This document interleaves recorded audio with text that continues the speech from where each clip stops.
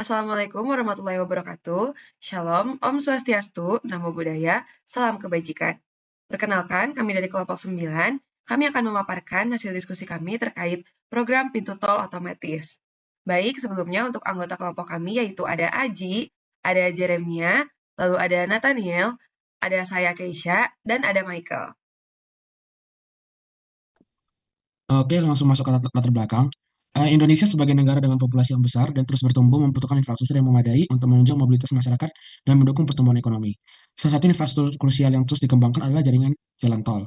Jalan tol berperan penting dalam memperancang arus lalu lintas, khususnya di kota-kota besar dan kawasan industri. Namun, seiring meningkatnya jumlah kendaraan di jalan tol, antrian di pintu tol kerap kali menjadi penyebab kemacetan, terutama pada jam sibuk. Sistem manual atau atau semi otomatis yang masih banyak digunakan membutuhkan waktu yang lebih lama untuk transaksi pembayaran. Program pintu tol otomatis yang dapat mempercepat proses transaksi dibuat untuk membantu mengatasi permasalahan ini. Kita masuk ke computational thinking yang pertama, yaitu dekomposisi masalah. Adapun dekomposisi masalah adalah proses membagi suatu masalah besar atau kompleks menjadi bagian-bagian lebih kecil dan lebih mudah diatasi. Dengan mendekomposisi masalah, kita dapat fokus pada setiap bagian secara terpisah, memecahkan masalah dengan cara yang lebih terstruktur dan efisien. Adapun dekomposisi masalah dalam program kami ini, yaitu dengan permasalahan utama yaitu gerbang tol otomatis, yang dimana kami memecahnya menjadi beberapa bagian, yaitu harga tol yang mencakup gerbang masuk keluar dan golongan kendaraan, pembayaran melalui e-tol, yaitu dengan saldo yang mencukupi atau tidak, dan yang terakhir adalah alat dengan beberapa bagian alat seperti sensor, display saldo, dan palang tol.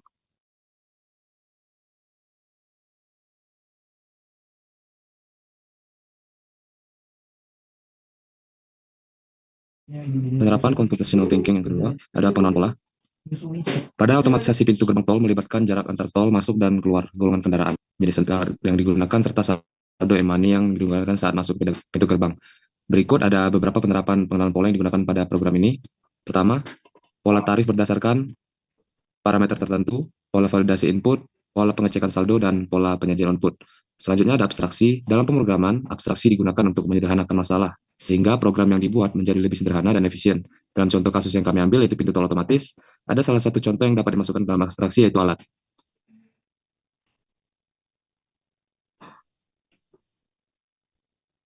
Untuk konsep flowchart yang kami gunakan itulah konsep pintu masuk tol pada jalan tol yang digunakan bertujuan untuk menghitung biaya tol dari total perjalanan yang dilalui di jalan tol. Flowchart ini menunjukkan langkah-langkah dari awal hingga akhir untuk menentukan tarif tol berdasarkan jenis pintu masuk dan pintu keluar.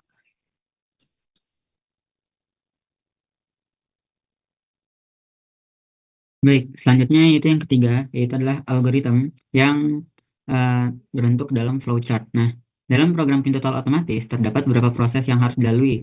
Nah, yang pertama tuh print informasinya terlebih dahulu, informasi dari golongan dan pintu masuknya. Lalu input pintu masuk kendaraan melalui pintu masuk tol, di mana terdapat 4 pintu masuk tol, yaitu A sampai D. Dan juga menginput golongan kendaraan, yaitu ada golongan 1, 2, dan 3.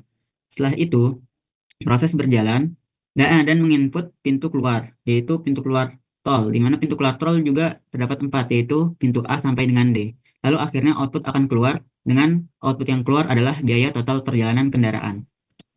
Nah, berikut adalah tabel harganya, yaitu dengan data harga golongan 1, data harga golongan 2, dan data harga golongan 3 dari pintu tol A, B, C, D, dan pintu tol keluar A, B, C, dan D.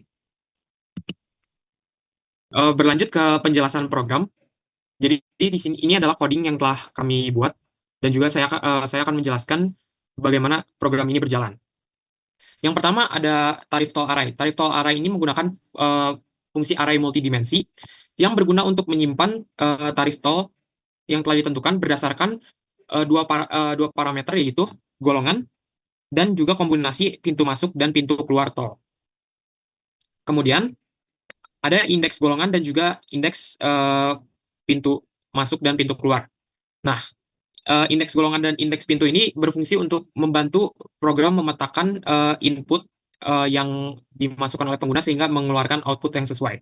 Dan di sini ada get tarif yang berfungsi untuk mencari tarif yang sesuai berdasarkan input golongan, pintu masuk, dan juga pintu keluar.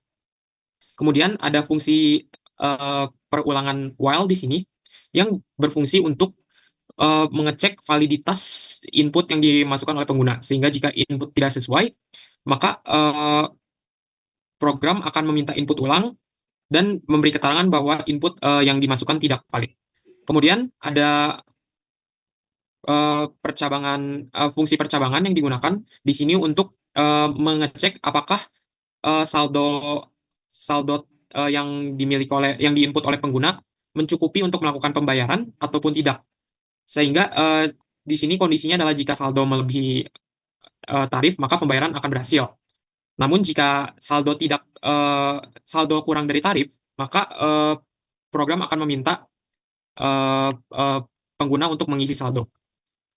Dan itu akan berulang sampai saldo yang dimiliki oleh pengguna cukup untuk melakukan pembayaran. Langsung saja kita ke programnya. Pertama, saya akan mencoba untuk melakukan input untuk golongan kendaraan. Misalnya kita input yang kita masukkan tidak sesuai. Misalnya kita input A. Dan untuk pintu masuk dan pintu keluar kita input yang sesuai. Maka program akan menyatakan bahwa input tidak valid karena golongan kendaraan yang kita masukkan tidak valid. Jika kita masukkan input yang sesuai, program akan langsung memberikan output berupa informasi kendaraan yang jenis golongan kendaraan yang kita miliki, lalu pintu masuk tol pilihan kita dan pintu keluar tol pilihan kita, serta tarif yang harus kita bayar. Dan kita bisa diminta untuk memasukkan saldo e-tol, misalnya kita masukkan saldo e-tol yang tidak mencukupi. Di sini adalah program langsung menunjukkan bahwa saldo kita tidak cukup dan meminta kita untuk mengisi saldo, lalu kita isi dengan saldo sesuai jumlah yang kita mau. Misalnya kita isi, namun jumlahnya juga belum mencukupi. Nah, di sini saldo yang dibutuhkan adalah 6.000, sedangkan saldo yang saya isi adalah 2.000. Sehingga saldo kita jumlahnya sekarang adalah 4.000. Saldo masih tidak cukup, dan kita terus diminta input saldo yang ingin diisi hingga saldo kita cukup. Jika kita menambah 2.000 lagi, maka pembayaran akan berhasil karena saldo kita sudah cukup untuk melakukan pembayaran, dan sisa saldo kita ditampilkan di sini adalah Rp0. Untuk kesimpulannya, yaitu program perhitungan tarif tol otomatis dirancang untuk menghitung biaya tol secara tepat berdasarkan jenis kendaraan, rute, dan pintu tol yang dilewati, sehingga mengurangi risiko kesalahan manusia. Sistem ini dilengkapi validasi data untuk memastikan input sesuai dan menghindari masalah teknis, serta fitur penanganan saldo tidak cukup yang memberi peringatan dan memungkinkan pengguna mengisi saldo secara langsung agar perjalanan tetap lancar. Nah, jadi mungkin sekian pemaparan kami terkait program pintu tol otomatis. Terima kasih atas perhatiannya. Kami pamit undur diri. Wassalamualaikum warahmatullahi wabarakatuh.